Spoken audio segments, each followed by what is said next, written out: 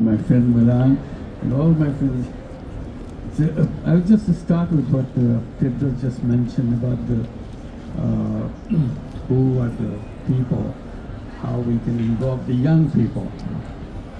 If you are from Bangladesh, probably it doesn't go without saying.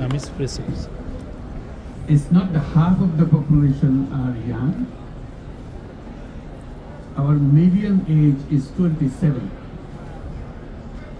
Half the population of the country is under 27 years old. So if you're looking for young people, come to Bangladesh. Everywhere. Young boys, young girls, they're everywhere. And it's a tightly packed country. Most densely populated country in the whole world. We have a tiny little space with 171 million people. And all young people. If I say all, I mean all. If you take the line 50 years of age, 2/3 of the population are under 50. So you're talking about a country of young people, that's Bangladesh. So you can't do anything without looking at the world through their eyes. And their eyes in the eyes of the world. Because one thing, how we share each other, I don't know. But I bring it up again and again, living in Bangladesh, growing up in Bangladesh, I get more and more convinced. Today's young generation is the most powerful generation in the entire human history. I repeat in case you missed it. Today's young generation is the most powerful generation in the entire human history. What the young people or human beings did a few years back, took years to do, the young people can do it in seconds. That's the power they got. Not because they are smarter than previous generation. They are same human being, same intellectual capability they have. But one thing they have difference, the technology in their hand.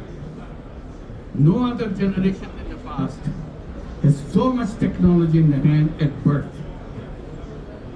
When the child grows up, little child crawling, when it stands up, just touch the wall, they touch the wall to see if something is happening on the other wall. Because he or she figured out touching changes things.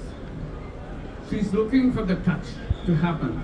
And that's the way their mind grows up. So I tell the young people in Bangladesh by saying,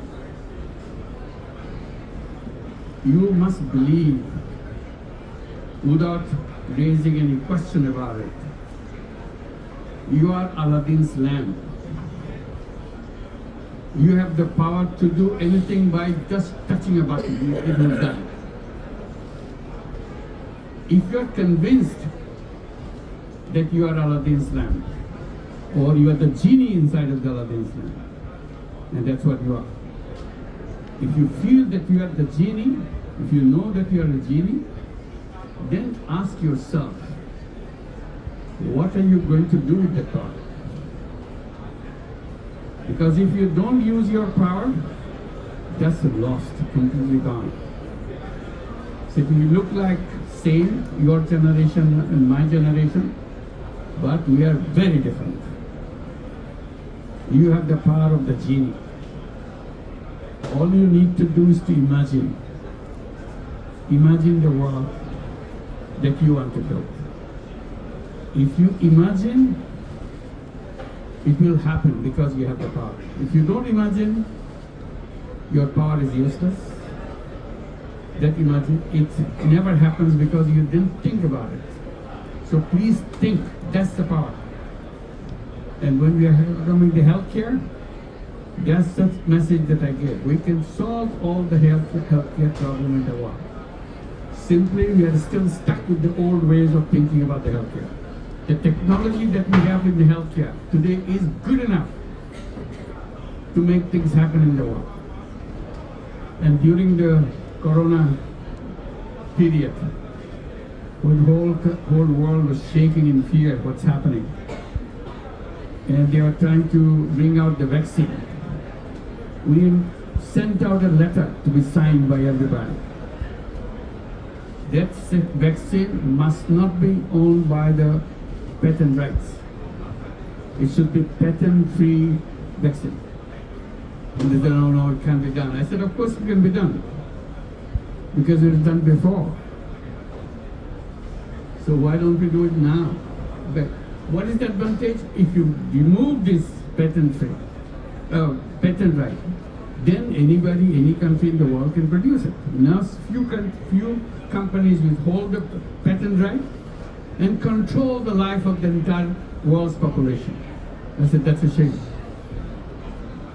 We campaigned, thanks to Tedros supported us, and many of you supported us on this campaign. We sent out this notices and appeal to the whole world, and we got more and more signatures. We came closer and closer in WTO session because they need a consensus resolution. We are trying to build up the consensus resolution. We never could do that. First of all, it was a very large number which opposed us.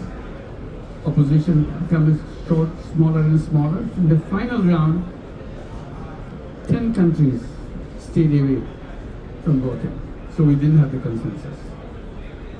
You know, when the vaccine was produced, where this vaccine went? 80% of the vaccines went to the 10 countries. You know whose 10 countries are. And people suffered throughout the world. They couldn't afford this vaccine. So I raised another question.